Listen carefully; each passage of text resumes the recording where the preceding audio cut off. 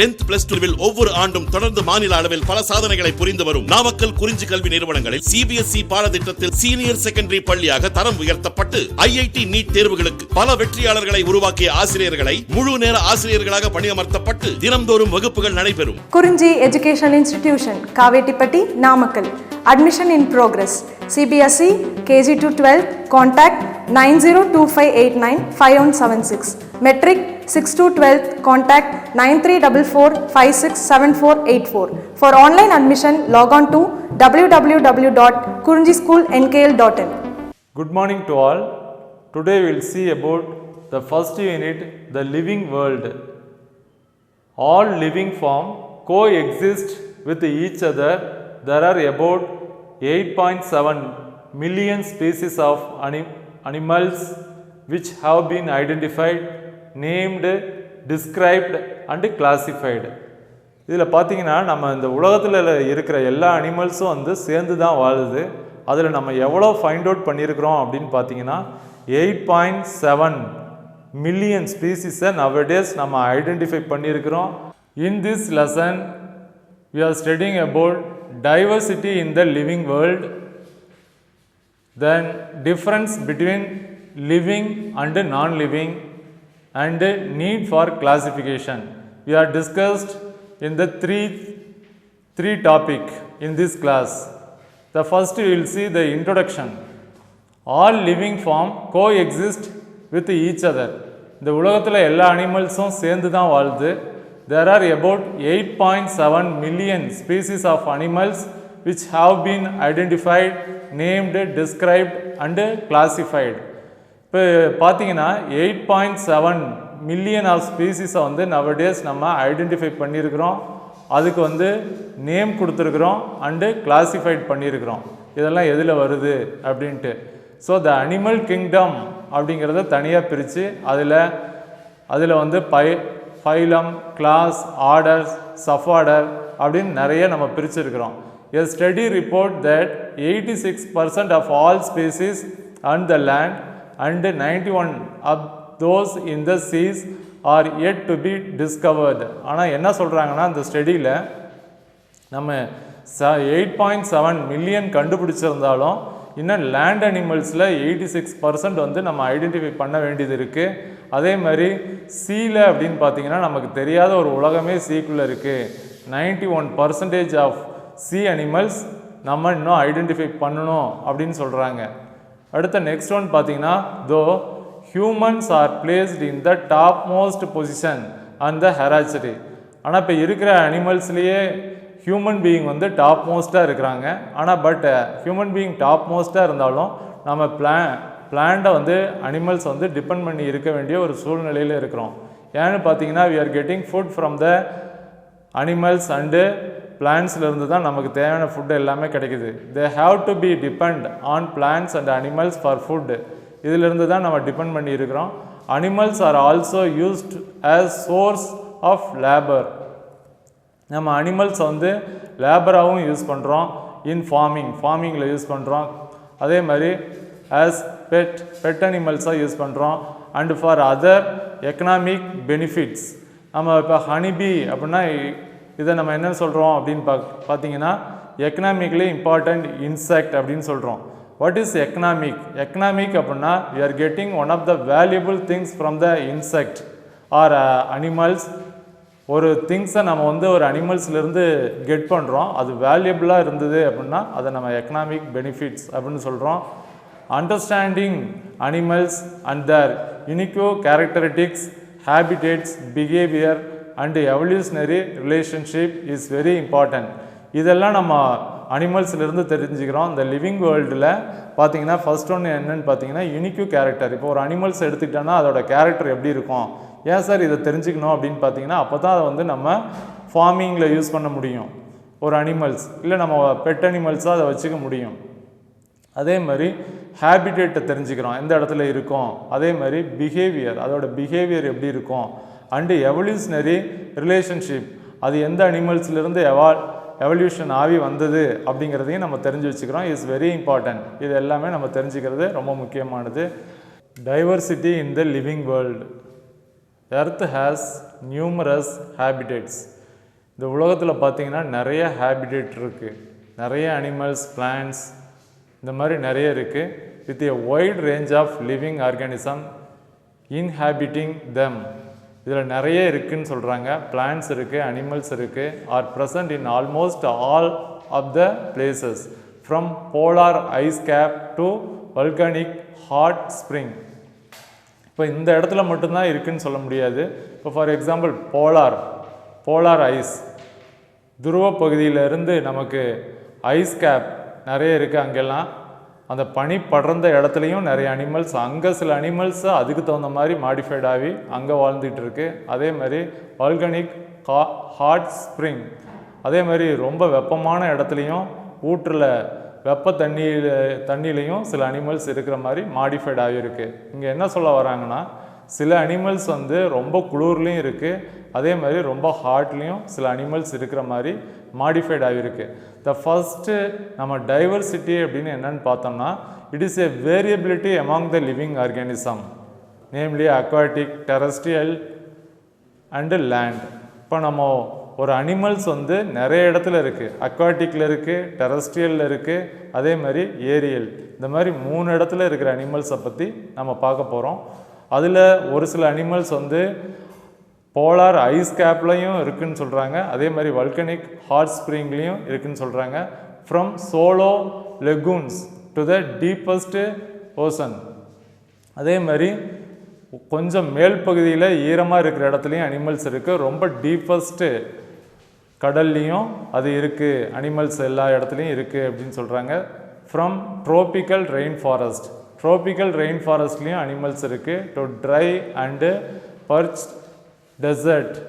டெசர்ட்லேயும் இருக்குது, ரொம்ப ட்ரையான இடத்துலையும் அனிமல்ஸ் இருக்குது. ஒரு animals can able to live in different பிளேசஸில் அதனால் வாழ முடியும் அப்படின்னு சொல்கிறாங்க. அதுக்கு தகுந்த மாதிரி மாடிஃபிகேஷன்லாம் அந்த அனிமல்ஸில் இருக்குது. அதை பற்றியெல்லாம் நம்ம இந்த லெசனில் பார்க்கலாம். அடுத்த நெக்ஸ்ட் ஒன் பார்த்தீங்கன்னா, there are variety of species that have been adapted successfully to live in the divorce ecosystem. இதில் நிறைய அனிமல்ஸ் இருக்குது. ஒரு அனிமல்ஸை பற்றி இல்லை, டிஃப்ரெண்ட் சோர்ஸஸில் என்னென்ன அனிமல்ஸ் இருக்குது அப்படின்னு நம்ம பார்க்குறோம் இந்த லெசனில். அதே மாதிரி ecosystem is a community of living organism. Ecosystem அப்படிங்கிறது ஒரே ஒரு ஸ்பீசிஸை மட்டும் படிக்கிறது இல்லை, ஒரு கம்யூனிட்டியே சேர்த்து படிக்கிறோம். அதில் பேர்ட்ஸ் எல்லாம் சேர்த்து படிக்கிறோம். அதே மாதிரி ரெப்டைல்ஸ் எல்லாமே படிக்கிறோம். அது எங்கே வாழுது, அதுக்கு எந்த மாதிரி ஃபுட்டெல்லாம் தேவைப்படுது அப்படின்னு நம்ம ஈகோசிஸ்டத்தில் பார்க்குறோம். பிளான்ட்ஸ் அண்ட் அனிமல்ஸ், நான் லிவிங் என்விரான்மெண்ட், அது மட்டும் இல்லை, லிவிங் மட்டும் இல்லை, நான் லிவிங்கையும் இந்த ஈகோசிஸ்டத்தில் நம்ம பார்க்குறோம். நான் லிவிங் அப்படின்னு பார்த்தீங்கன்னா என்னென்ன இருக்குது அப்படின்னு பார்த்தீங்கன்னா, மினரல்ஸ் இருக்குது, கிளைமேட் அப்படி நம்ம படிக்கிறோம், சாயில் படிக்கிறோம், வாட்டர், சன்லைட், இதெல்லாம் நான் லிவிங்கில் வருது. ஸோ ஈகோசிஸ்டத்தில் நம்ம ஸ்டடி பண்ணுறது லிவிங்கையும் பண்ணுறோம், அதே மாதிரி நான் லிவிங், இது ரெண்டையும் நம்ம ஸ்டடி பண்ணுறோம். அண்ட் தேர் இன்டர் ரிலேஷன்ஷிப், இது ஒரு ஈகோசிஸ்டத்தில் லிவிங்க்கும் நான் லிவிங்க்கும் என்ன டிஃப்ரெண்ட் இருக்குது அப்படிங்கிறதையும் நம்ம சேர்த்து படிக்கிறோம். இந்த ecosystem was discovered by A G Tansley in 1935 find out பண்ணாங்க. It is a very important question. Ecosystem was discovered or ecosystem was find out அப்படின்னு கேட்டாங்கன்னா ஏஜி டான்ஸ்லி இன் 1935. இந்த கொஸ்டின் முக்கியமான கொஸ்டின். அடுத்தது பார்த்தீங்கன்னா, the presence of a large number of species in a particular ecosystem is called biological diversity. So large number of species, இதை underline பண்ணிக்கங்க, இது முக்கியமானது. லார்ஜ் நம்பர் ஆஃப் ஸ்பீசிஸ் ஒரு particular இடத்துல இருக்குது, அதனால் நம்ம ஈகோசிஸ்டம் அப்படின்னு சொல்கிறோம். ஆர் இன் ஷார்ட் பயோடைவர்சிட்டி, இதை நம்ம சிம்பிளாக சொல்லணும்னா biodiversity it is a variability அப்படின்னு சொல்லுவாங்க. பயோடைவர்சிட்டி எப்படியெல்லாம் பிரிஞ்சு வாழுது அப்படிங்கிறத நம்ம இந்த லெசனில் படிக்கிறோம். அடுத்த நெக்ஸ்ட் ஒன் பார்த்தீங்கன்னா, the term biodiversity was first introduced by Walter Rosen 1985 find out பண்ணியிருக்காங்க. And defined by ED Wilson. அதை யார் டிஃபைன் பண்ணா அப்படின்னா இடி வில்சன் அப்படிங்கிறவர் டிஃபைன் பண்ணார். ஸோ இதில் 3 சயின்டிஸ்ட் நேம் இருக்குது. ஏஜி டான்ஸ்லி 1935 ஈகோசிஸ்டம் அப்படின்னாவே அவங்க வராங்க. அதுக்கு அடுத்தது பார்த்தீங்கன்னா த டேர்ம் பயோடைவர்சிட்டியை யார் இன்ட்ரடியூஸ் பண்ணா அப்படின்னு பார்த்தீங்கன்னா வால்டர் ரோசன் 1985. அடுத்த நெக்ஸ்ட் ஒன் இடி வில்சன். டிஃபைன், அதை யார் டிஃபைன் பண்ணா? இது மூணுமே த 3 கொஸ்டின் மேபி ஆஸ்கிங். இதை நல்லா பார்த்துக்குங்க. அடுத்தது டைவர்சிட்டி அப்படின்னா நம்ம இதில் என்ன பார்க்குறோன்னா எந்தெந்த சூழ்நிலையில் அனிமல்ஸ் எந்தெந்த இடத்துல இருக்குது அப்படிங்கிறத வேரியபிலிட்டியை பார்க்குறோம். அந்த அனிமல்ஸ் சோர்ஸ் என்ன, எந்த மாதிரி இருக்குது, அதுக்கோட ஹேபிட்டட் என்ன, இதெல்லாம் ஒரு கம்பேரிட்டிவாக நம்ம படிக்கிறது தான் டைவர்சிட்டி அப்படின்னு சொல்கிறோம். அடுத்த next one different between the living and நான் லிவிங். நமக்கு ஜென்ரலாகவே தெரியும் லிவிங்க்கும் நான் லிவிங்க்கும் என்ன டிஃப்ரெண்ட் அப்படிங்கிறத நம்ம பார்க்கலாம். நமக்கு நல்லா தெரியும்.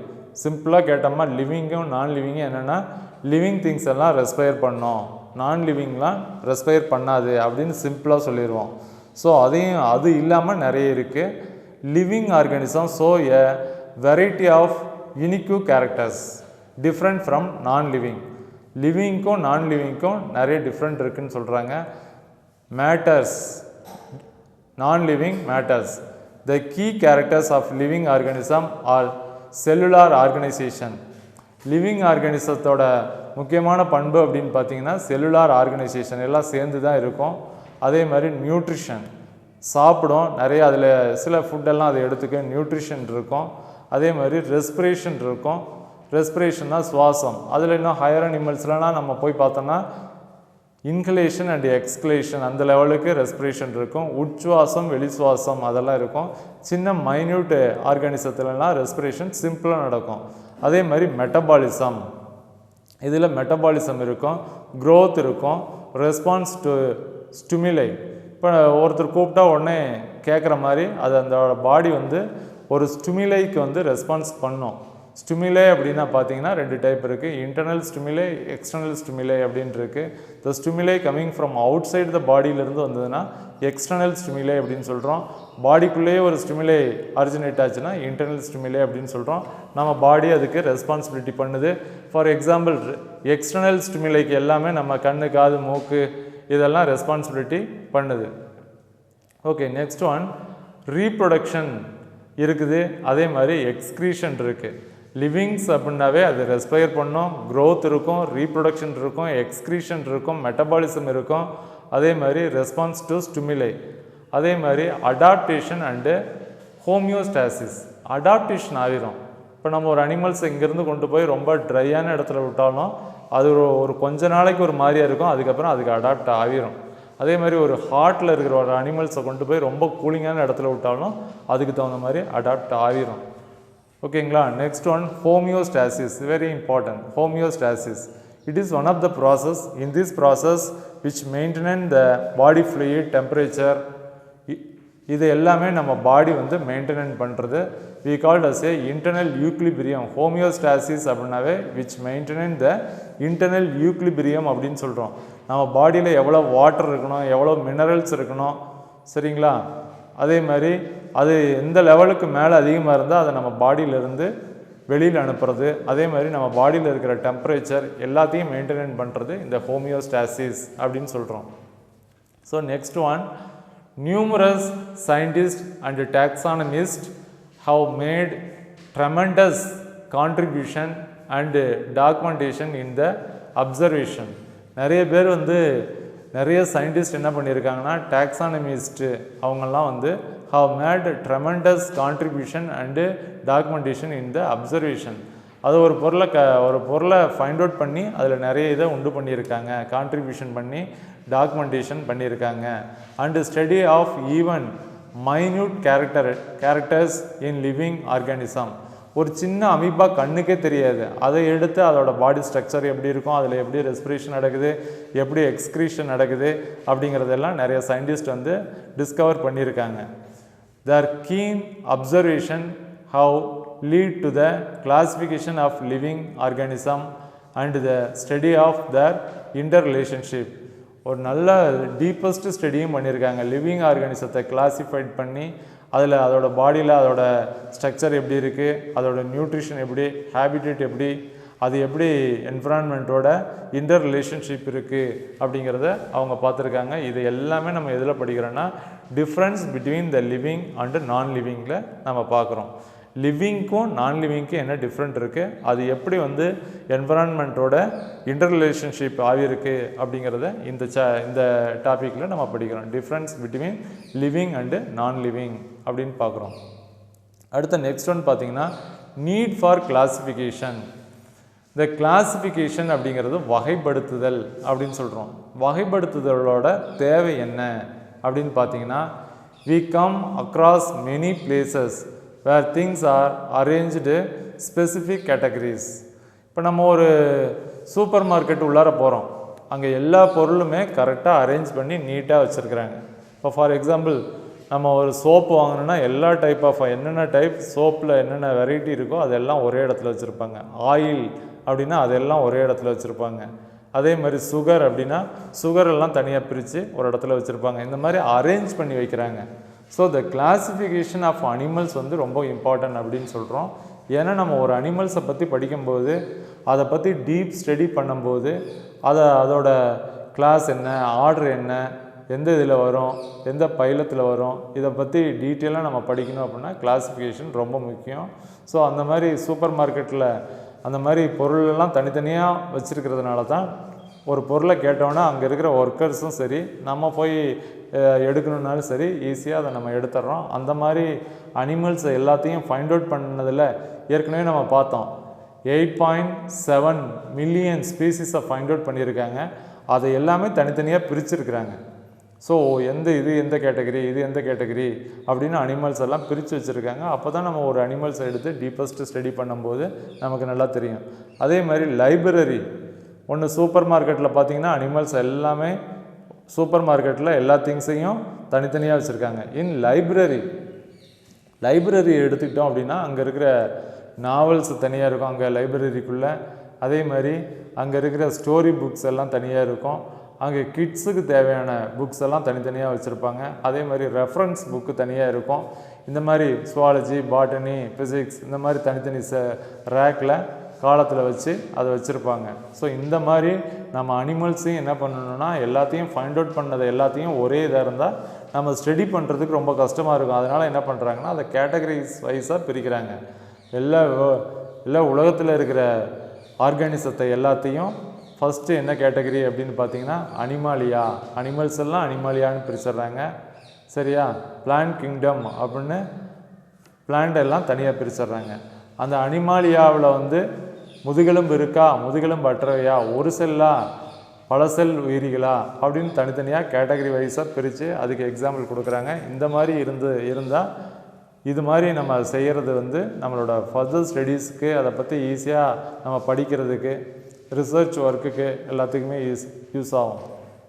So likewise it is nearly impossible to study all living organism, hence it become necessary to devise some means and methods to make this possible, and this process is called classification. எவ்வளவுதான் எல்லா அனிமல்ஸையும் நம்ம find out பண்ணி ஒரே இதாக வச்சுருந்தா நம்ம அந்த அனிமல்ஸை பற்றி டீட்டெயிலாக நம்ம படிக்க முடியாது. அதனால சில மெத்தட்ஸை யூஸ் பண்ணுறோம். அதுதான் கிளாசிஃபிகேஷன் அப்படின்னு சொல்கிறோம். இந்த கிளாசிஃபிகேஷனில் பார்த்தீங்கன்னா classification is a process by which things are grouped in convenient categorized.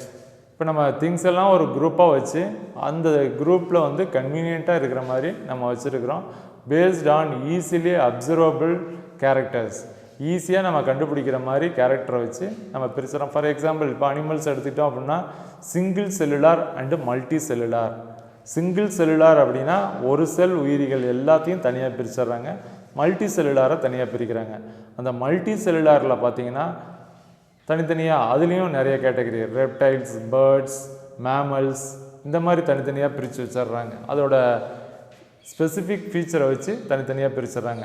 The scientific term used for these categories is taxa. இதில் என்ன சயின்டிஃபிக் நேம் யூஸ் பண்ணுறாங்கன்னா டாக்ஸா அப்படிங்கிற ஒரு டேர்மை யூஸ் பண்ணுறாங்க. த டாக்ஸா indicate கேட்டகரிஸ்ட் at different levels. For example, kingdom animalia. For example, the taxaவில் kingdom animalia, animals எல்லாமே including multicellular animals such as reptiles, mammals, etc. நம்ம சொன்ன மாதிரி தான் ஒரு மல்டி செல்லுலார் அனிமல்ஸ் அப்படின்னா அதில் என்னென்ன இருக்குது அப்படின்னு தனியாக பிரித்து வச்சிடுறாங்க. பேஸ்ட் ஆன் தர் கேரக்டரிட்டிக்ஸ், அதோட கேரக்டரை வச்சு தனித்தனியாக பிரிச்சிடுறாங்க. All living organism can be classified into different taxa. எல்லா லிவிங் ஆர்கானிசத்தையும் டிஃப்ரெண்ட் டேக்ஸாவாக நம்ம தனித்தனியாக பிரிச்சிடுறோம். These science of classification is called taxonomy. This question may be asking what is taxonomy அப்படிங்கிறது கேட்கலாம். The science of classification is called taxonomy. ஓகேங்களா? அதே மாதிரி கிளாசிஃபிகேஷன்னா என்னென்னு கேட்கலாம். Classification is a process by which things are grouped in convenient categories based and easily observable characters is called classification. இது ஒரு question பார்த்துக்கங்க. அதே மாதிரி taxonomy இது கேட்கலாம். External and internal structure along with developmental process and ecological information of organism are essential as they form basis of the taxonomical studies. இப்போ டாக்ஸானமினாவே நம்ம அதில் நம்ம ஏற்கனவே பார்த்தோம். அதோட எக்ஸ்டர்னல் ஸ்ட்ரக்சர் எப்படி இருக்கும், இன்டர்னல் ஸ்ட்ரக்சர் எப்படி இருக்கும் அப்படின்னு பார்க்குறாங்க. இன்டர்னல் ஸ்ட்ரக்சர் எப்படி இருக்குது, எக்ஸ்டர்னல் ஸ்ட்ரக்சர் எப்படி இருக்குது, அதோடு சேர்ந்து அதோட டெவலப்மெண்டல் ப்ராசஸ் எப்படி இருக்குது, அண்டு ஈக்கலாஜிக்கல் இன்ஃபர்மேஷன் அது எப்படிலாம் வந்தது அப்படிங்கிறத வச்சு இதை தனித்தனியாக பிரிச்சிடுறாங்க. ஸோ இந்த கிளாசிஃபிகேஷன் அப்படிங்கிறது ரொம்ப இம்பார்ட்டன்ட். அதே மாதிரி இதோட யூசஸ் என்ன அப்படின்னு பார்த்தீங்கன்னா, இதில் to identified and different closely related species. இப்போ ஒரு ஸ்பீசிஸுக்கும் இன்னொரு ஸ்பீசிஸுக்கும் என்னென்ன டிஃப்ரெண்ட் இருக்குது, அதோட ரொம்ப நெருங்கியது எது அப்படின்னு படிக்கணும் அப்படின்னா அந்த கிளாசிஃபிகேஷன் ரொம்ப இம்பார்ட்டன்ஸ். இப்போ ஒரே ஸ்பீசிஸில் சப்ஸ்பீசிஸ்லாம் இருக்கும், அதை பற்றி நம்ம படிக்கணும்னா அந்த கிளாசிஃபிகேஷன் வேணும். அதே மாதிரி to understand the evolution of the species, நம்ம ஒரு ஸ்பீசிஸோட எவல்யூஷனை ஃபைண்ட் அவுட் பண்ணணும், தெரிஞ்சுக்கணும் அப்படின்னா இந்த கிளாசிஃபிகேஷன் வேணும். To create a phylogenic trees along the different groups. Phylogenetic tree, இப்போ நம்ம ஒரு ட்ரீ மாதிரி ஒன்று போடணும். எந்த அனிமல்ஸ்லேருந்து, இப்போ மங்கிலேருந்து அதுக்கு அடுத்தது யார் வந்தா, அதுக்கு அடுத்தது யார் வந்தா, இந்த மாதிரி ஒவ்வொரு கேட்டகரியாக ஒரு ட்ரீ மாதிரி ஒன்று ஃபார்ம் பண்ணுறோம். அதுக்கு பைலோஜெனட்டிக் ட்ரீ அப்படின்னு சொல்கிறோம். அது டிஃப்ரெண்ட் குரூப்லேருந்து வந்ததெல்லாம் ஒன்றா சேர்த்து எது இதோட மூதாதையர்கள் அப்படின்னு கண்டுபிடிக்கிறதுக்கு அதை நம்ம செய்கிறோம். To conveniently study living organism. Living ஆர்கானிசத்தை பற்றி நல்லா படிக்கணும் அப்படின்னா இந்த கிளாசிஃபிகேஷன் ரொம்ப இம்பார்ட்டன்ஸ். ஓகேங்களா? அடுத்தது நெக்ஸ்ட் ஒன்றுன்னு பார்த்தீங்கன்னா, இதில் external and internal structure along with developmental process and ecological information of organism are essential. நம்ம ஏற்கனவே பார்த்த மாதிரி இதில் இன்டர்னல் ஸ்ட்ரக்சரை வச்சும் நம்ம அனிமல்ஸை தனியாக பிரிக்கிறோம், எக்ஸ்டர்னல் ஸ்ட்ரக்சரை வச்சும் பிரிக்கிறோம். அதே மாதிரி அதோட டெவலப்மெண்டல் ப்ராசஸை வச்சு நம்ம தனியாக பிரிக்கிறோம். As they form bases of the taxonomical studies. Hence characterisation, identification, nomenclature and classification are the scientific stages that are basic to taxonomy. இந்த டேர்ம் எல்லாம் டாக்ஸானமிக்கு ரொம்ப பேசிக்கானது. ஃபஸ்ட்டு கேரக்டரைசேஷன் பண்ணணும், ஐடென்டிஃபிகேஷன் பண்ணணும், நாமன்குலேச்சர் இரு பெயரிடுதல் முறையில் அதை நம்ம பண்ணுறோம், அண்டு கிளாஸிஃபிகேஷன் தனியாக பிரிச்சிடறோம். இந்த நாமன்குலேச்சரை பற்றி நம்ம பின்னாடி பார்ப்போம். இரு பெயரிடுதல் அப்படின்னு நம்ம பார்க்குறோம். இது பார்த்திங்கன்னா ஒரு அனிமல்ஸுக்கு இந்த வேர்ல்டு ஃபுல்லாக ஒரே நேம் தான் இருக்கிற மாதிரி இவங்க சயின்டிஸ்ட் ப்ரொவைட் பண்ணுறாங்க. ஸோ இந்த கிளாஸில் நம்ம என்ன பார்த்தோம் அப்படின்னு பார்த்தீங்கன்னா, 1 மார்க்கில் எது கேட்கலாம் அப்படின்னு பார்த்தீங்கன்னா, எத்தனை அனிமல்ஸை இது வரைக்கும் எவ்வளோ ஆர்கானிசம் ஃபைண்ட் அவுட் பண்ணியிருக்காங்க அப்படின்னு கேட்கலாம். 8.7 மில்லியன். இது ரொம்ப முக்கியமானது. அடுத்தது இன்னும் சீயில் எவ்வளோ அனிமல்ஸை ஃபைண்ட் அவுட் பண்ணணும், எத்தனை பர்சன்டேஜ் அப்படின்னு பார்த்தீங்கன்னா 91% சீயில் ஃபைண்ட் அவுட் பண்ணணும். அதே மாதிரி லேண்டில் அப்படின்னு பார்த்தீங்கன்னா 86% ஆஃப் லேண்ட் அனிமல்ஸை நம்ம இன்னும் ஃபைண்ட் அவுட் பண்ண வேண்டியது இருக்குது. ஓகேங்களா? அடுத்த நெக்ஸ்ட் ஒன் இதில் பார்த்தீங்கன்னா இந்த 3 சயின்டிஸ்ட் நேம் நல்லா பார்த்துக்குங்க. ஏஜி டான்ஸ்லி 1935. த ஈகோசிஸ்டம் அப்படின்னாவே ஏஜி டான்ஸ்லி 1935 அதை பார்த்துக்குங்க. அதே மாதிரி பயோடைவர்சிட்டி வால்டர் ரோசன் 1985 இதை நல்லா பார்த்துக்குங்க. அதுக்கு அடுத்தது டிஃபைன் அந்த பயோடைவர்சிட்டியை டிஃபைன் பண்ணது யார் அப்படின்னு பார்த்தீங்கன்னா இடி வில்சன் அப்படிங்கிறவர் டிஃபைன் பண்ணியிருக்காரு. ஸோ இதில் 3 சயின்டிஸ்ட் நேமு, இங்கே 8.7 இந்த பர்சன்டேஜ் இதெல்லாம் நல்லா பார்த்துக்குங்க. அடுத்தது லிவிங்க்கும் நான் லிவிங்க்கும் என்ன டிஃப்ரெண்ட் அப்படின்னு ஜென்ரலாக கேட்கலாம். இதெல்லாம் பார்த்துங்க. Cellular organisation, nutrition, respiration, metabolism, growth, response to ஸ்டிமுலை, இதெல்லாம் லிவிங்கில் இருக்கும். நான் லிவிங்கில் இதெல்லாம் இருக்காது. மூமெண்ட் இருக்கும், ரீப்ரொடக்ஷன் எல்லாமே லிவிங்கில் இருக்கும், எக்ஸ்க்ரீஷன் இருக்கும். ஆனால் நான் லிவிங்கில் இருக்காது. இந்த டிஃப்ரெண்ட் என்னன்னு பார்த்துக்குங்க.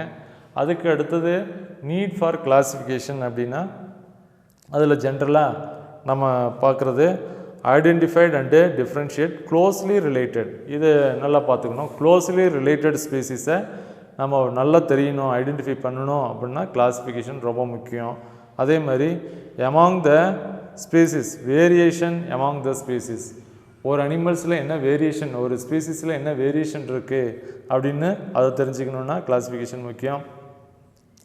To understand the evolution of the species, அதோட எவல்யூஷனை பற்றி தெரிஞ்சுக்கணும் அப்படின்னா அதை நம்ம நல்லா தெரிஞ்சுக்கணும். இதை கிளாசிஃபிகேஷன் முக்கியம். டு கிரியேட் ஏ பைலோஜெனட்டிக் ட்ரீயை க்ரியேட் பண்ணணுன்னா அந்த கிளாசிஃபிகேஷன் முக்கியம். To convenient study living organism, நல்ல லிவிங் ஆர்கானிசத்தை நல்லா கன்வீனியண்ட்டாக படிக்கணுன்னா இந்த கிளாசிஃபிகேஷன் முக்கியம்.